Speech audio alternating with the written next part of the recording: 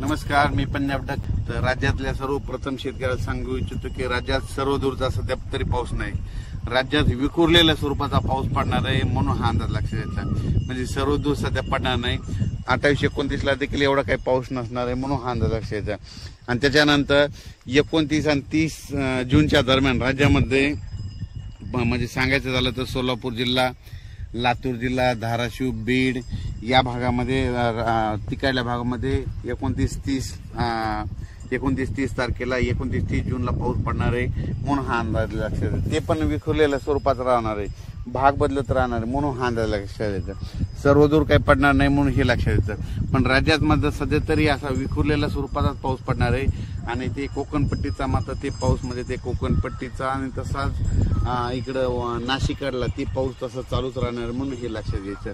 त्याच्यानंतर राज्यात जुलैच्या मग दुसऱ्या आठवड्यात मग चांगलं पावसाचं वातावरण तयार होणार आहे. पण सध्या तरी म्हणजे एवढं पावसाचं वातावरण नाही, भाग बदलतच पडणार आहे, विखुरलेल्या स्वरूपाचाच पाऊस पडणार आहे म्हणून हा अंदाज लक्षात यायचा.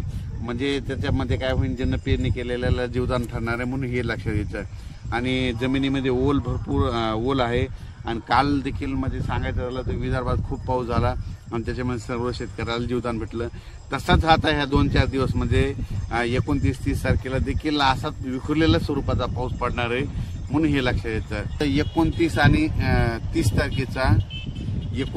30 तारखेचा पाऊस तुम्हाला सांगतो इच्छितो. सोलापूर जिल्ह्यामध्ये पंढरपूरकडे देखील असणार आहे म्हणून हे त्यांनी देखील लक्षात यायचं. लातूर जिल्ह्यात देखील पडणार आहे, धाराशिवकडे असणार आहे, नगर जिल्ह्यात काय राहणार, कडा आष्टी बीडकडं म्हणजे कडा आष्टी पाटोदा तिकडल्या भागात देखील पडणार आहे. त्या शेतकऱ्याचे मला बरेच फोन आले. तर आमचं सोयाबीन निघालं, कापसं निघालेत आणि पावसाची नितांत गरज आहे. तर त्यांना सांगू इच्छितो की तुम्हाला 29, 30 आणि 1 तारखेच्या दरम्यान तुमच्या कडा आष्टी बीडकडे देखील पाऊस पडणार म्हणून हे लक्षात यायचं.